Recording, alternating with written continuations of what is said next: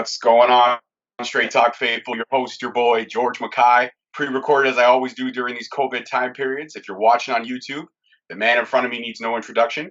If you're listening wherever you get your ear candy, let me introduce now the half-baked kid, one half of the ownership of Superkick'd Wrestling, Mr. Kris Chambers. How are you, my friend?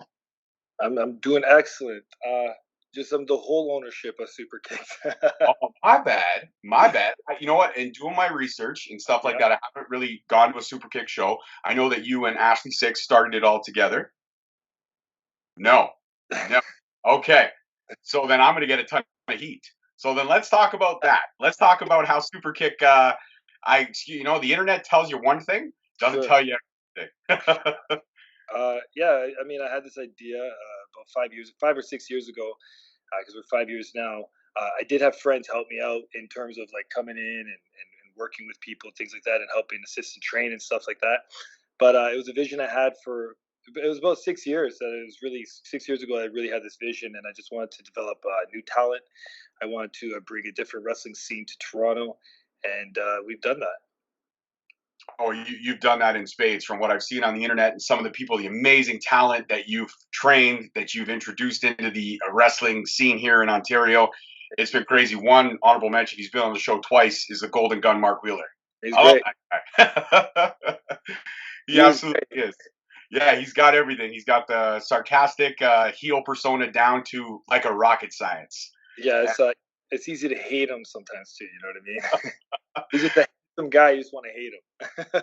Yeah, and even more now, I hate him more during COVID because he's posting all these workout videos of how jacked up he's getting. It's like ridiculous, man. It's More. ridiculous.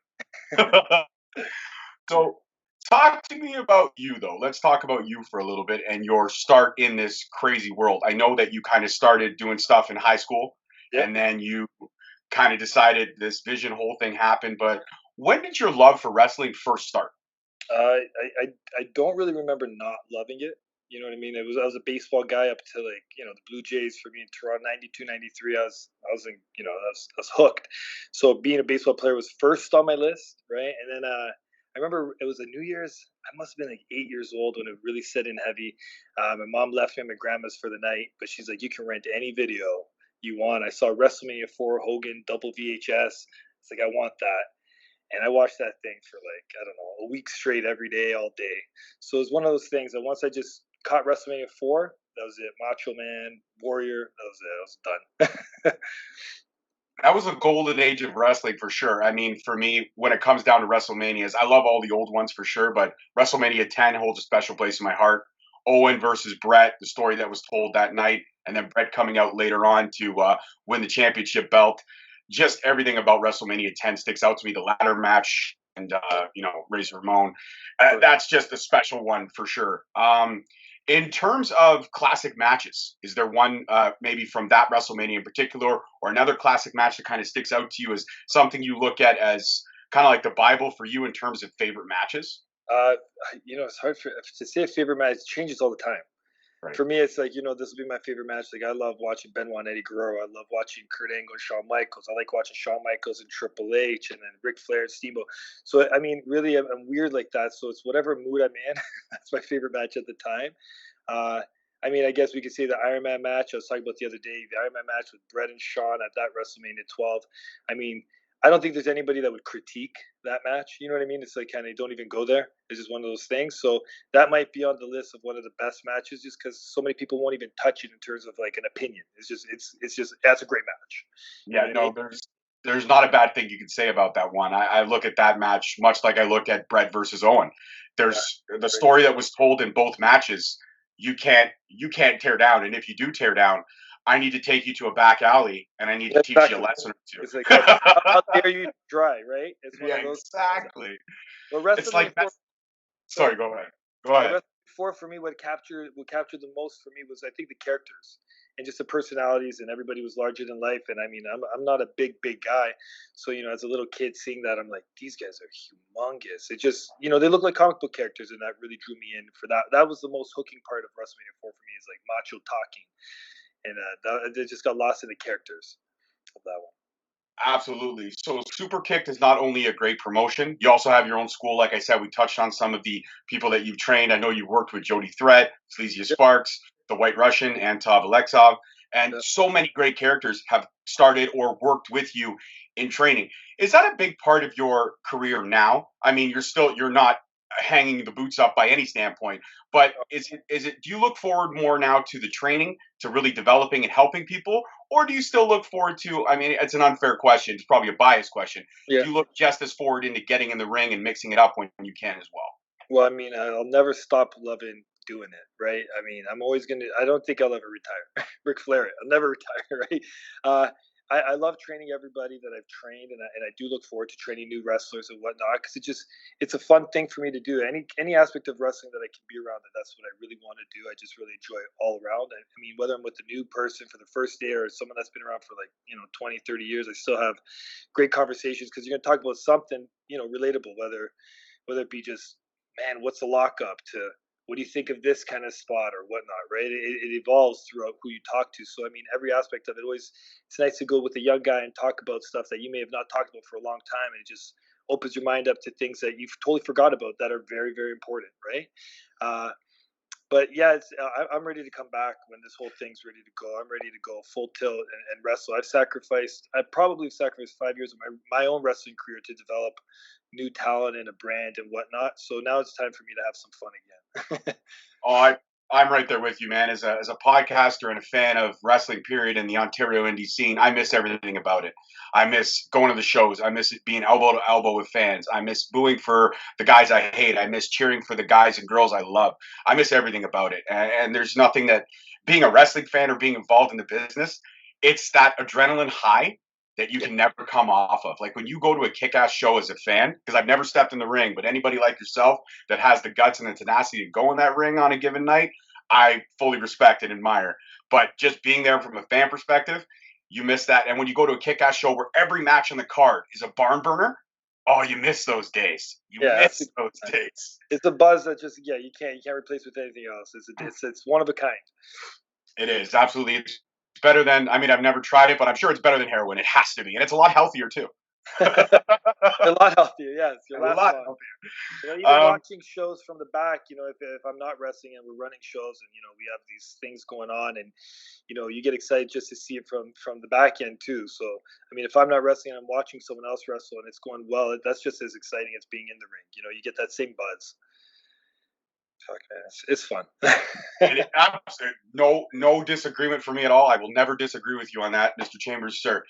In terms of Superkick, like you said, you sacrificed 5 years to develop this brainchild that kind of came out. You wanted to introduce something new and fresh to the scene that was out here, and the talent that you brought in, the talent that you have on the roster. I could go all day. You've got like one of the OGs of wrestling, Tyson Dukes. You've got his tag team partner Tarek and the Pillars.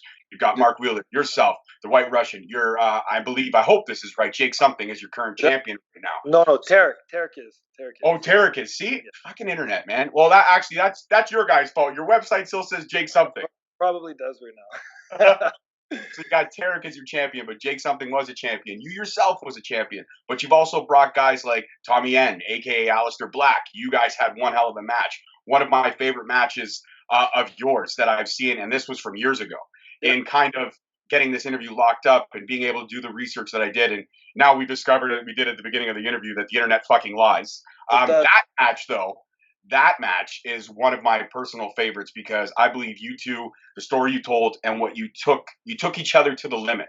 And I've never seen Aleister Black or Tommy End at the time be pushed to the way he was in that match. And I think you really pushed him to the limit. And the decision went your way. You retained the title at that time. Yep. But there was so many opportunities where it didn't look like it was going to go that way, man. So True. talk to me about that match because it seems like you remember it so fondly. Well, that match to me I have two favorite matches of all time that I've ever had at this moment, and they're tied for first for many different reasons, right? Because you can't compare the two. But when it comes to the Alistair Black or Tommy End, I like Tommy End because that's how I know Tommy, right? There was years ago in '09 where I actually stayed with him for a little while, and I lived with him at his place in Europe, and he was really like good to me. He was like a brother to me, right? So I'm really close with him. Uh, and we always talked about having a match one day. And it was just one of those things, just having a match. One day we'll have a match. It'll be fun. We'll go all out, whatever. It was just one of those things where we always talked about it. And then it actually came to a day where it's like, fuck, we actually have to have this match. Now it's like, man, we've been talking about it so long. We got to do it. So I give it to him. He came with an attitude that was just amazing. It is where he is. He belongs to be. You know what I mean? He came with the most professional attitude, and he was ready to go. And he's like, "You ready to do this?" I'm like, "Let's just do it." And he brought it. He brought that shit. He did. It's been. I think there's only like two people in my life that I've ever looked across during a match, and I looked at him. I was like, I don't know. I don't know about this. He's got this look in his eyes, and he's really believable. And yeah, it hit home because it was a match that we talked about for probably 6-7 years at the time, and we got to do it. And for me, I just was like, I just want to walk out of there and have my buddies think that I'm good. And I later on had a conversation with him, and he told me that he felt the same. I've never been nervous like that before, but I was like, fuck, I'm nervous that my friend thinks highly of me if I leave this match, right? So I think it was more for us as buddies, and I knew he was going to NXT at the time too. So if I was ever going to get the chance, maybe this is the last chance, right? That we get to do this. So we left it all on the table, and we just went out there and just. I think that was our first match ever, the first and last match that we've had together so far. And it still stands the test of time. Like I just watched it again recently, like I said, maybe 3 hours before we did this interview, and it still stands the test of time. Even though I knew how everything was going to go, I still was exhausted. My face was still. After it was said and done, I just leaned back in my big comfy captain's chair that you see behind me here, and I was like, man, it's like watching WrestleMania 10 or WrestleMania 12. It's one of those matches for me that stands the test of time, and that's a credit to both you and him. And it's always funny because when you're in the ring with your friend, you go 10 times harder. And I Oh, think I could really feel the hits you two really gave each other, and I'm sure the next morning you both felt it. I You felt had to be exhausted and sore. definitely felt we felt it. Like it was a snug one. It was a snug one. There's some moments in there. For sure. Another match of yours, sorry, match of mine. I've never had a match, but another match of yours that I really prefer is the one with you and Mark Wheeler. But it was one where the White Russian came out and interfered. Another girl from here. Basically, it was you in a 3-on-1 kind of situation, and the decision did not go your way. Mark Wheeler snuck and stole one there. But that one had so many layers to it between you taking on both him and the White Russian at the time, and then the interference again from the lady wrestler whose name is escaping my mind right now. But so many layers, so It many was, layers that one. and then the mark was just coming up at that time too, right? So I mean, I think it was a month before that, 2 months before that, Sleazia, she broke her leg at one of her events in a match with me. So that we vacated our title. I gave her my belt, so she technically was a champion, and Mark was this interim champion. He was pissed off, wanted to prove himself, and he wanted to prove himself against me. And they definitely fed me a lot of bottles across the head. I think I start to do like the rock bottom, or they start to alter my move set due to being loopy and all these things. Uh, but that was a lot of fun, that match. Working with those guys is always fun because I worked with them and trained them and seen them from the beginning to this moment now, and it's always fun to work with them and see how much they've grown, and especially in front of a live audience too, right, where we get to share that moment. That was a fun one. As a teacher, when you wrestle one of your students and then you see the progression of how far they come, do you feel like that's a reflection on both you and them, or a reflection on them just kind of taking everything you taught them? It's both it's a reflection to an extent on both. I mean, at certain points in times, it's going to be on themselves, right, as they go further and farther, right. But if at the beginning, I'm guiding them the wrong way, and they start following the wrong path, it's definitely going to be on me because I was the one that showed them that way. If I say that's the right way and it's not, then yeah, that's definitely a reflection on both of us because they're only doing what they're told, right? If you're told, jump this high and you do, and then down the road someone's telling you why'd you do that, and you're like, my trainer told me, it starts to become a mess, right? So I'm just very honest with these guys from the get go, and hopefully that they make the right decisions for themselves as they go, because we're all grown ups, and at a certain point you got to take ownership for yourself. So If they keep coming to training, whether Mark Wheeler, he's here probably twice a week, once a week, even at this point in time, he's here more than the beginners, right? So it shows why he's always advancing. I mean, to me, it's if you're going to lift weights, you're not just going to stop lifting weights when you get the results you want. You got to maintain. So if you want to be a great pro wrestler, you're going to have to always maintain and always practice and work on your craft, because once you think you got it, that's when somebody passes you. You know what? That's great advice. I like that. I think that's advice you can incorporate in everyday life. You got to just keep striving and you got to keep getting better. And that's why I love these conversations, because it gets me to connect with people who I've admired for a long time, such as yourself. And it gets me to appreciate and love the business that I already appreciate and love so much more. So it's great advice. Thank you for that. That's incredible. There's nothing wrong I could say with anything that you just said. One thing I'm a big fan of is character development. Again, we've mentioned the White Russian, great character. How he wrestles in his suit, I'll never understand it. The Golden Gun Mark Wheeler is literally a video game character come to life in so many aspects. But I want to find out about you.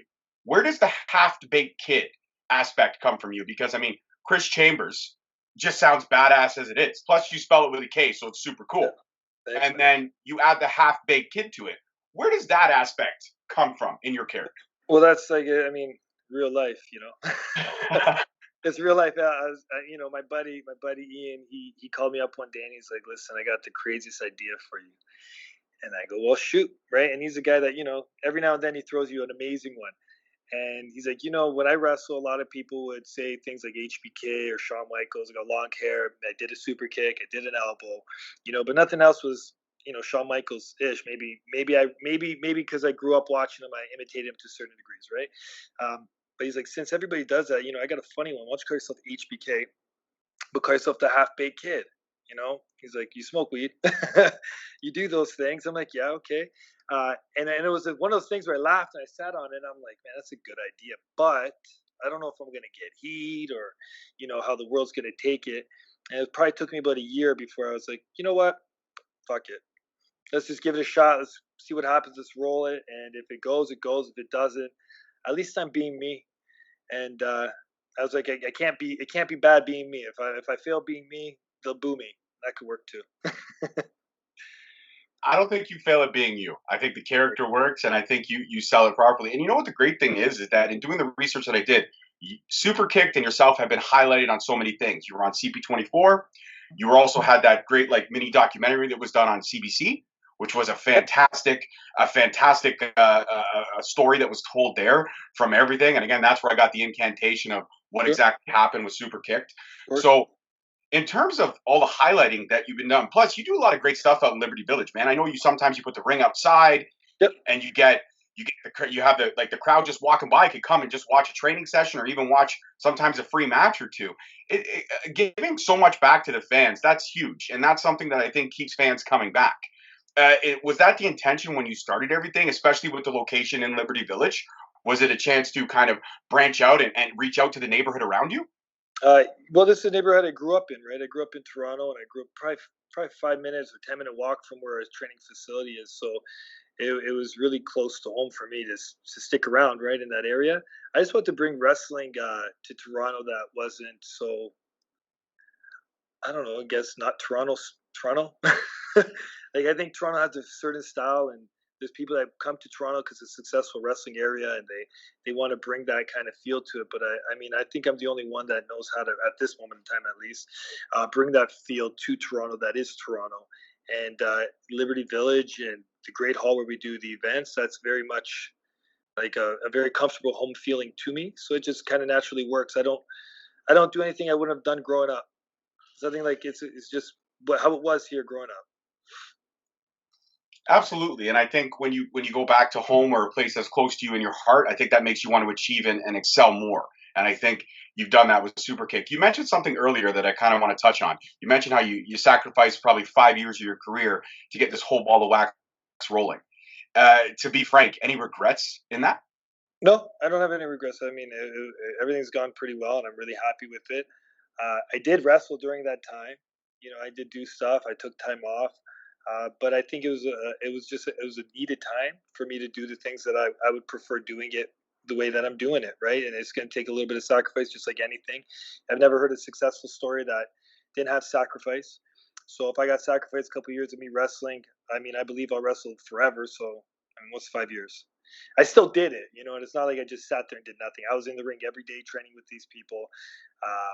I just wasn't attacking maybe all around the world, going to Chicago, going to these places, and really trying to go for every weekend a different event where I used to do that kind of stuff. So I took about 5 years, 6 years off that, and I just stuck with our brand. And I mean, I got a lot of fun matches out of it too. I mean, I've had more matches that I enjoyed doing it this way than I have other ways, right? Absolutely, 100%. Like you can look up anybody who's watching this on my YouTube page can look up your accolades all over YouTube. You are literally all over YouTube. Like I said, the Tommy End match is the full match is on YouTube and all that stuff. You can check it all out. All these great matches, even the one with Mark Wheeler and Anton Alexev that we spoke about. So many great matches, and that's in essence your highlight reel. Your resume is out there. If anybody wants to know what the Half Baked Kid is about, all they have to do is Google you, and it's just that simple. Of course, when I did Google you, because I Googled Kris Chambers, the kid from Stand By Me came up a Yeah. lot. I found out about that after I chose the name Kris Chambers, and I saw the movie a bunch of times growing up, and I never thought of it once, right?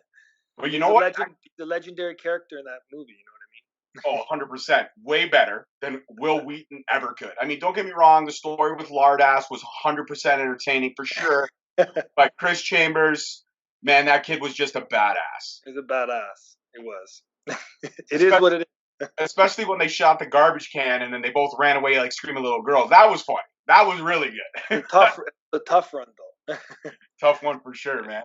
I showed my daughter that movie not too long ago because now she's getting older and she's like, "Oh, what movies did you like when you were a kid?" Oh, come on, Ghostbusters, let's do it. All those classic movies. Yeah. And I haven't showed her any of the horror movies, but that leads to my next question because you do something every year that's quite entertaining. You do the zombie wrestling. Yep. So I have to ask. I mean, I already know the answer, so this might be a stupid question, but you've got to be a big horror movie guy, or at least a George A. Romero fan for sure. Well, it is crazy. Like I have a lot of people that are like deep into horror movies. Me, I'm not deep into horror movies. I'm not. I like my Freddy Kruegers. That kind. I like the crazy, funny kind of horror movies. Anything that's kind of like too real for me, I'm like I get too deep in it. I'm like, oh man, this shit's real, right? So it's too much for me. But when it's like a fun kind of horror comedy where there's a character like Freddy Krueger is probably the best kind of horror movie that I could watch. I could watch that, laugh. I could get scared for a moment, the thriller part to it. But no, I'm not crazy into it, but I am crazy into telling stories. And I love stories, and I do love the stories of like the apocalypse and like vampires and things like that. And I got kids too, and now it's like all about Halloween all the time. Like for me, it's Halloween. I mean, if it's August, Halloween's coming up next week, technically. We got to get ready. We got to get ready. And zombie wrestling is always something that we always have to get ready for, right? So my son keeps me really deep into Dracula and the Wolfman and all these things. So I'm probably more like the old school horror kind of characters, your basic Wolfman and Dracula and all that kind of stuff.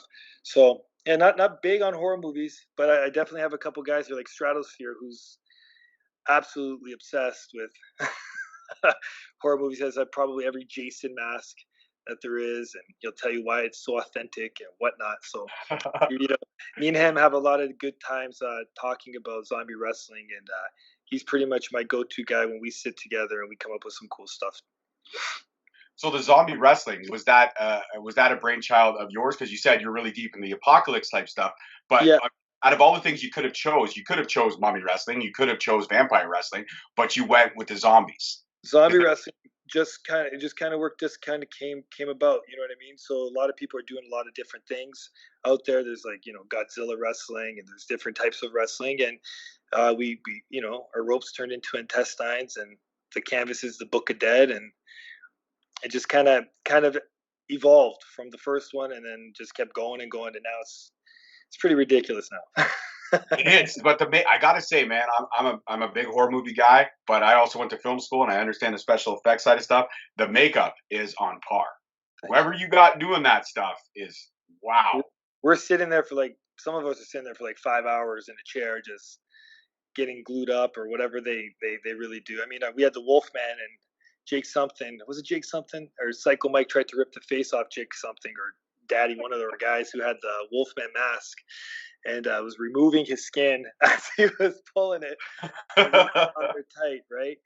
Uh, yeah, the crew we have that does it works really hard, and they know what we like to do, and it's been, I think it's been 6 years now, 5 years doing it, and we have a pretty good understanding of what we're doing. If I need a new character, they're pretty good at it, really good. Well, it is absolutely fantastic, and it's one of the highlights of the Super Kick season for sure. So when the world gets back to normal, I'm hoping it gets back to normal before Halloween season, so we can definitely get that because I want to come out to one of those events for sure. I haven't made my way down there yet because of life cycle. I got two small kids at home. I got a 10-year-old daughter and a 4-year-old daughter who drives me absolutely bonkers, but I love them both like crazy. Of course. My both of them are wrestling fans, just like me. My 4-year-old's really into Ronda Rousey, even UFC Ronda Rousey. I've showed her a lot of that stuff. My Good. 10-year-old's big on RJ City, Psycho Mike. I showed her a couple of the matches with you. She was actually watching the Tommy N match with me, and just before the interview, and she's like, "Dad, they're both really good." I'm like, "Yeah, but watch the sharpshooter." And when she saw the sharpshooter, she was like, "It's on point." I'm like, "It is on point," and I love that little tweak you do at the end, or at least you did at the end in that match, where you literally drop to your side. That looks like it puts a lot more pressure on the pressure points for the sharpshooter. And he tapped really, really quick in that one. That one, I think he felt it. Is that something you always do? Like, do you always I've done it. I've decide done on it that? only twice. I did Only it twice? to Tommy End and to press Young Miles. He was my former tag team partner, which yes, now we're buddies again, but it's been a while.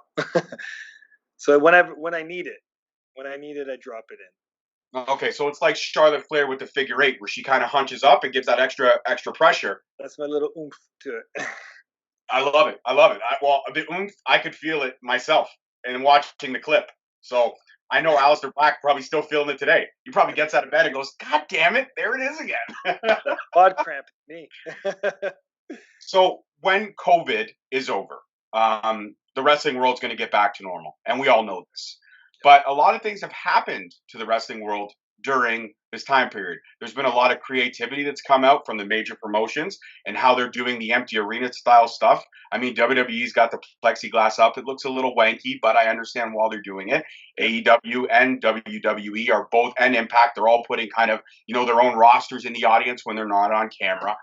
But also another thing that kind of happened was the speaking out movement.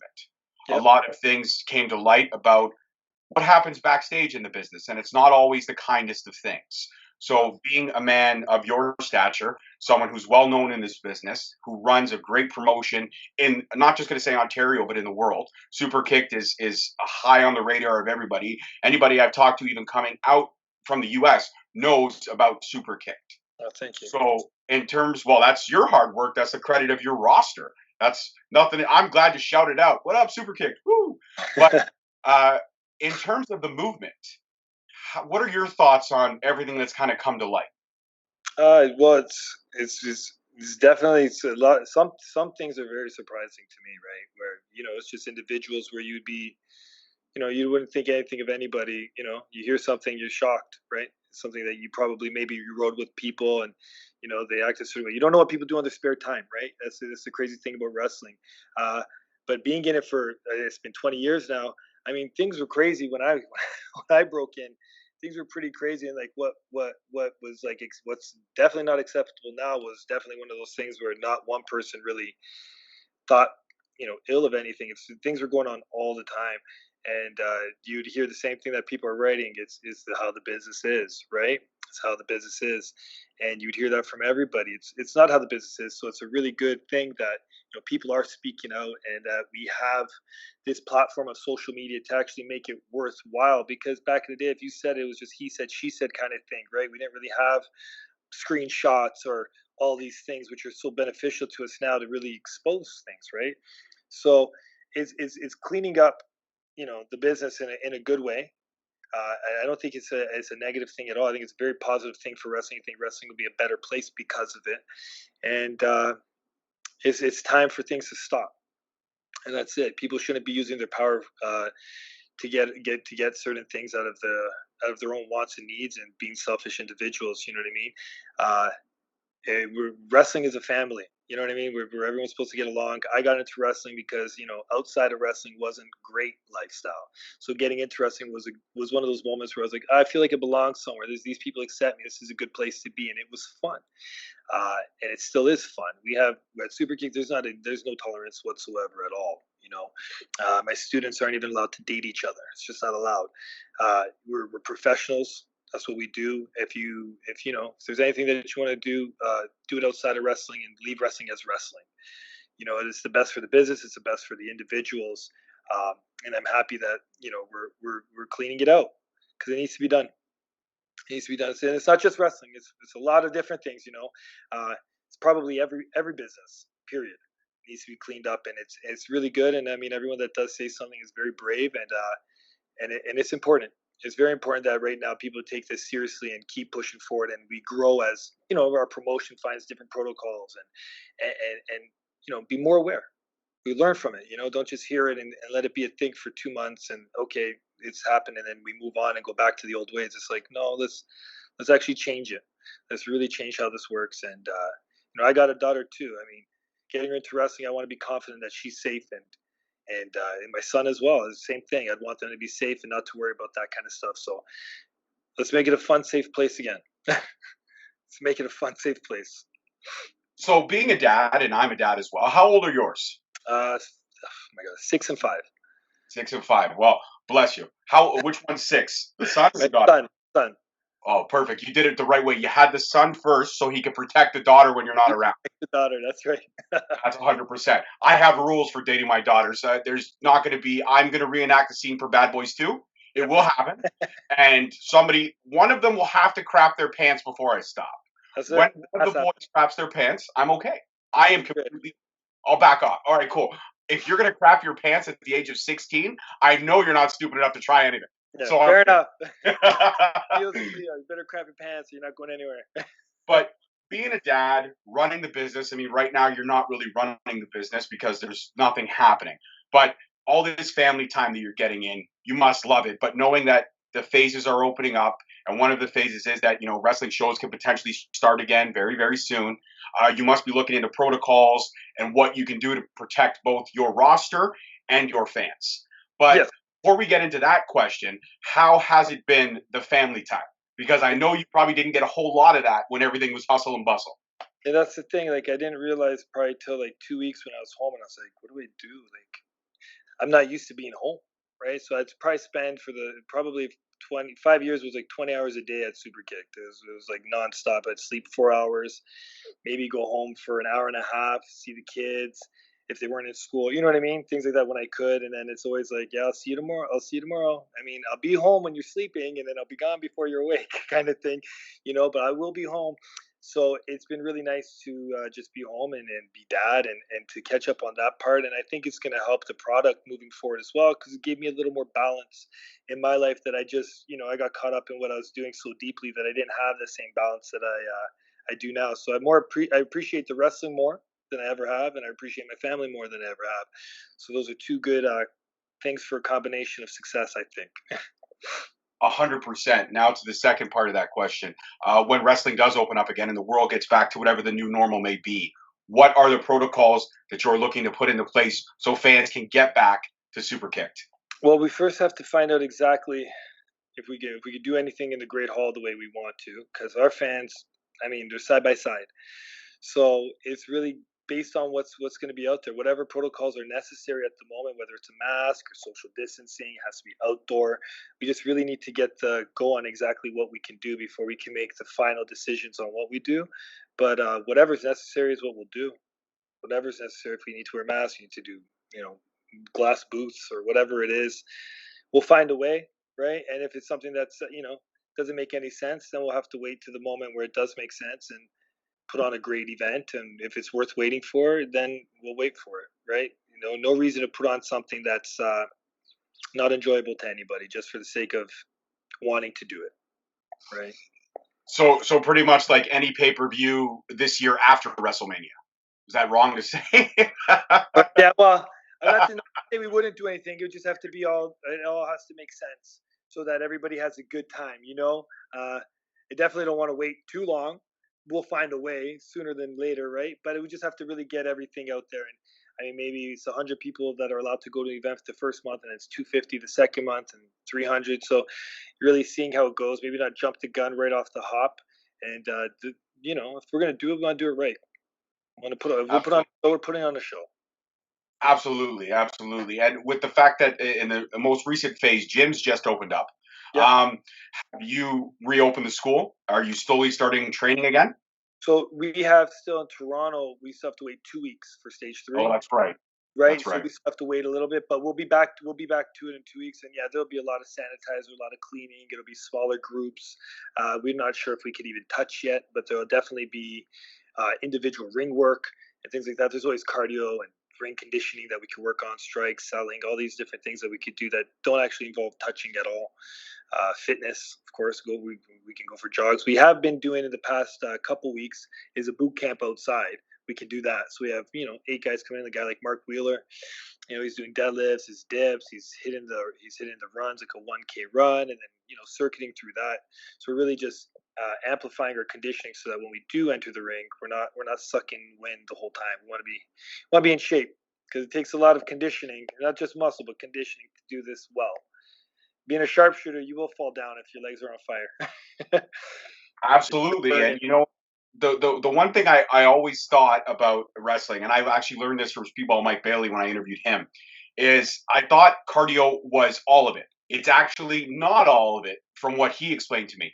It's actually pace and breathing and learning how to, because that's something I didn't realize. I always thought, man, when somebody would 10 minutes in a match and I see somebody sucking wind, like you mentioned, I'd be sitting there going, oh, it's cardio shit. But it's not. That's actually at that point when he's kneeling down and he looks exhausted or she looks exhausted, it's pace. They're taking that 5 or 10 seconds. They're trying to get that little bit of energy back into them. It's almost like when a basketball player, a hockey player, a baseball player. I know you mentioned the Jays, and I know you see me sporting the Red Sox hat, #1, by the way. But that's when they're kind of getting that Gatorade shot that they would take when they were coming off the bench, right? It's the same thing. Of course, you guys don't have time for a Gatorade break in a 20-minute match. So I found that intriguing. And in doing my research and talking to everybody else, said, do you think that statement rings true that cardio is a part of it, but it also comes to pace? Yeah, you definitely have to know how to pace yourself and tell a story, right? I mean, if you're a rocket ship and you just keep going the same speed the whole time, you won't necessarily land on the moon. You just keep going, right? So, or you just will never get there. You just break down on the way, right? So you have to definitely know how to be. You watch a football game. There's a touchdown, there's a second. You go back, you huddle, you're regrouping. So there are these moments of, you got to check if you're injured or what's going on, and read the room and know what's going on. And the one thing that, I mean, I hate talking about these things, but like sell, sell. Uh, someone punches you in the face for real, you probably wouldn't take six, right? And not go down. If I walked up to a guy in the bar and I gave him nice 6 shots in the face, I mean, I would hope that he would, adjust levels. If he was sitting, he'd be, slouched. I hope, right? Uh, Otherwise, I'm not doing my job right.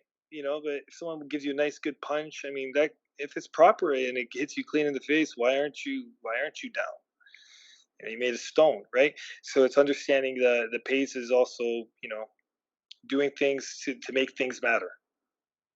Everything matters.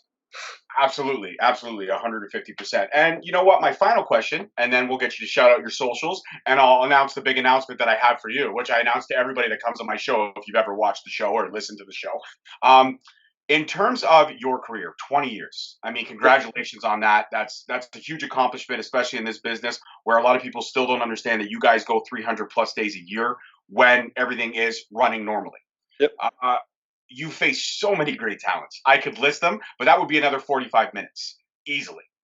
Is there anybody that you haven't been able to step in the ring with that when the world opens up, you've got your eye on that you would love to get? And I'm not talking about anybody mainstream. I'm talking about someone that you've had, like you said, you and Aleister went back and forth for 7 years trying to set up that match. Is there Yeah. anything like that that you haven't tangled with that you would just, given the opportunity, if the timing was right, like that match was, that you would love to get back in the ring or you would love to get in the ring with?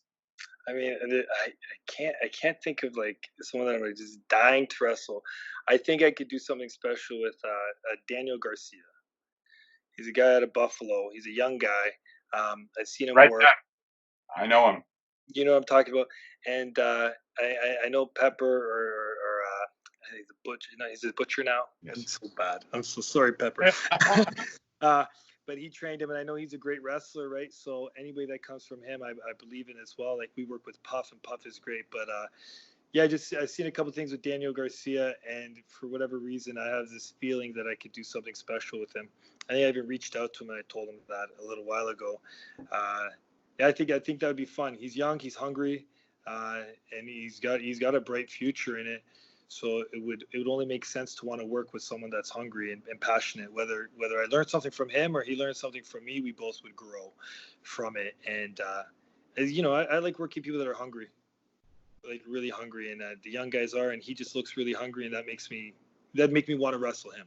Is the hunger? I like to find out. I have one thing to say to that, and that's Chris, shut up and take my money. Here's my visa. Let me know when the ticket's on sale, because I think that match would be an absolute barn burner. You're 100% right. I was thinking about Daniel Garcia. I was waiting to see what your answer was going to be. Now I don't got to say anything because you and I are on the same wavelength. We've developed this romance over this 40-minute conversation, and we're now on the same wavelength. Was that your pick? That was my pick, 150%. So that has to happen. It has to happen. So if the host believes it has to happen, then when the world gets back to normal, the head promoter, the man, the head honcho of Superkick'd, we can make that happen. We can make it happen. And I'll be there right in the front row with whatever protocols you set out. I will come in a full fucking hazmat suit to see that match, okay? 100%. Yeah, we'll burn the house down. That's 100%. So, Red Death, if you're listening to this, get on it. When the world opens up and the borders come across, I will go to Buffalo and pick you up. I'll fucking chauffeur you in, okay? Let's go. I'm down. So, thank you so much for the time today. It was an absolute honor for speaking with you. I hope you had just as much fun as I did. Blast. It's great. And I want to officially let you know now that I can let everybody know. The big announcement is that you are now officially a member of the Straight Talk family. That's anytime great. You want to come back on the show, you have my number. I have yours. Beautiful. Absolutely would love to get back on the show with you. And for anybody that's stupid enough to not be following you, where can they find the one and only, well, actually the second only Kris Chambers? The other Kris Chambers is from the movie Stand By Me. That's right. Where can they find Kris Chambers on the social media world?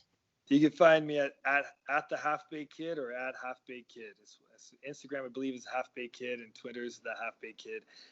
And anything with Superkick'd, at Superkick'd. You know, we're all connected, all together. Perfect. And as always, guys, you know my socials, but just because I'm a glory hound and I love self-promotion, I'll shout them out again. At Instagram, I am Straight Talk Wrestling. On Facebook, I am Straight Talk Wrestling. And on Twitter, I am _@StraightTalk. Chris, I follow you across all social media platforms. If you don't follow me, maybe hop on that train. So when I tag you and everything, you'll see the tags right away if you're following. You got it, buddy. All right, perfect. Guys, that's it for me. This is your host, your boy, signing off. Kris Chambers, thank you so much for the time. Don't forget to tune in next week, guys, to find out who the guest is, because I never tell you. You got to follow the socials. And peace, love, and wrestling. Chris, take care. Enjoy the rest of your evening. Have a good one. Goodbye. Bye. Thank you for listening. Tune in next week for another episode on Spreaker, Stitcher, Spotify, iTunes, Google Play, and iHeartRadio. Also follow us on Facebook at Straight Talk Wrestling, on Instagram at Straight Talk Wrestling, and on Twitter at _Straight Talk. And for all our merchandise, you can search us on ProWrestlingTees.com.